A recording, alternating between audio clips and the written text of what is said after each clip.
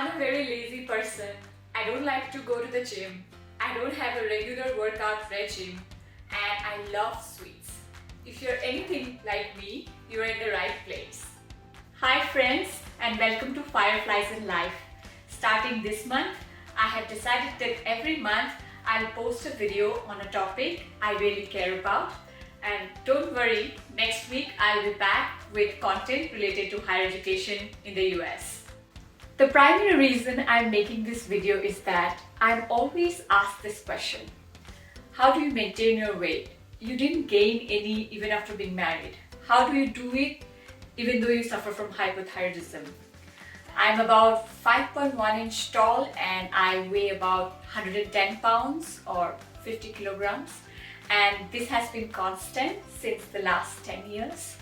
Although I would admit that after being diagnosed with hypothyroidism, it has been quite difficult to maintain my weight since I tend to gain very quickly. So today, I'm going to share things that I follow religiously to keep my weight in check. I feel these small changes can make a huge difference when you don't have the time to go to the gym or work out at home. Disclaimer, although I studied biological sciences, I am not a doctor or a nutrition expert. I'm only sharing what has worked for me. Every body type is different and I really respect that. First thing you need to do is look at your health profile. Find out if your hormones are functioning well. Or are you taking any medication that is adding to gaining weight? Or is there a genetic factor associated with it? I would recommend doing a proper health checkup as the first step. When I was initially diagnosed with thyroid, it was actually me who suggested that I should maybe check my thyroid because I saw that I was gaining weight at a very high rate. I was fatigued all the time and was wondering why is that happening. So you should definitely visit your doctor and get your health profile. Number 2, sleep. I try not to mess with my body's biological clock, meaning I don't want to reverse day and night. I admit that I'm not a saint, but I definitely try to go to bed by midnight and get at least 8 hours of sleep. Now, depending on your body type, you might require 6 hours or you might require 9 hours, 10 hours. It's completely normal. But not having the adequate amount of sleep can really mess up your body's metabolism. Also, I understand that with some professions, it might be difficult to go to bed early, but the goal here is to be consistent with your bedtimes. Meaning, if you go to bed at 12 every day, go to bed at 12. If you go to bed at 3, go to bed at 3. What we don't want to do here is go to bed at 11 one day, the next day 2:30, on weekends 5. Number 3, no crash dieting. I don't believe in crash dieting at all, simply because I don't think it is sustainable in the long run.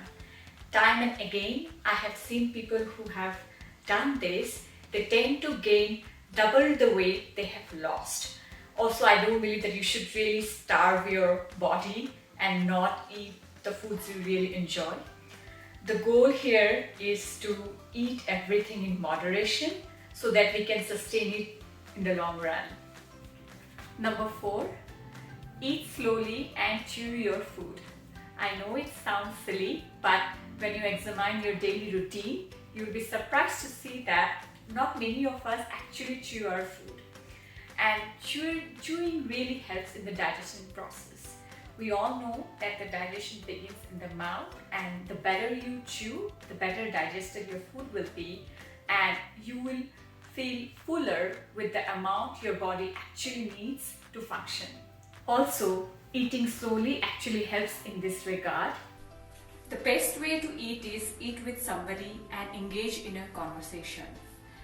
What happens then is when you eat, you don't talk, and when you talk, you don't eat. So there is a gap between each bite of your food. And this allows the stomach to get the time to send a signal to our brain to say that how much of our food is required and you have eaten enough. This prevents overeating and you get to enjoy each bite of food. And if you live alone and you usually eat alone, I would suggest that you call up a family member or your friends during that time and have a conversation. I understand that this is not possible to do for all the meals, but try to do at least for one meal a day. Another important tip to avoid overeating is to avoid any screen or TV during eating. I never do that. I never watch TV while eating, even when I'm alone. I believe that when we watch something and we eat, we are not aware of how much we have eaten and we simply gorge on the food. 5. Plate method.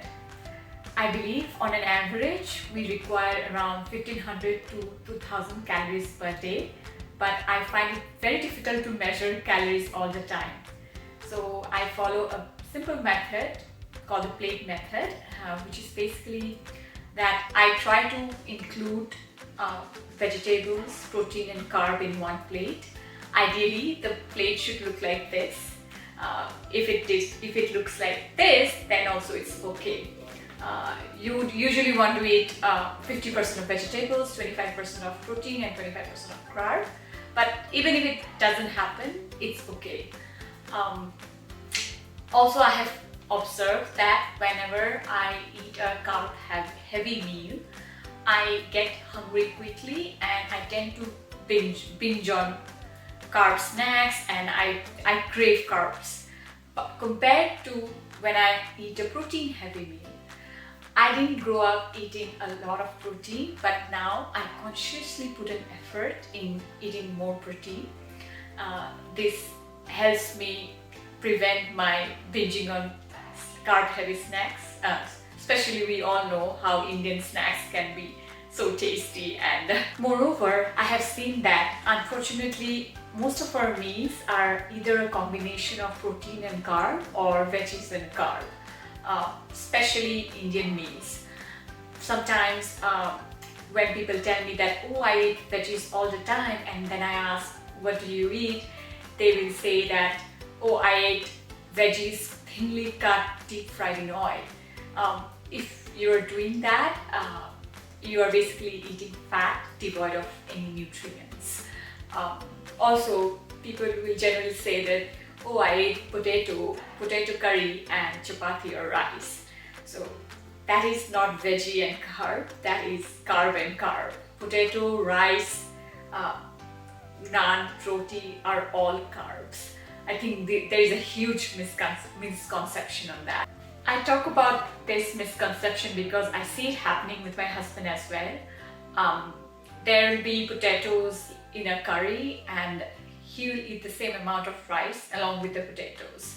But that's actually extra carb that you're eating. So I believe that we should be mindful of that. I understand that weight is a very sensitive topic and every body type is different. And I also know that the things I have shared, it could be very difficult to follow for all the meals you eat in a day. But the goal again here is to try to do it for at least one meal a day, and I think this can make a huge difference. Also, I treat my body as a temple. I think we all should do that since this is the only thing that is going to stay with us till the end. If you like what I have shared, please subscribe to my channel. See you next week with more tips and tricks related to education. Thank you so much.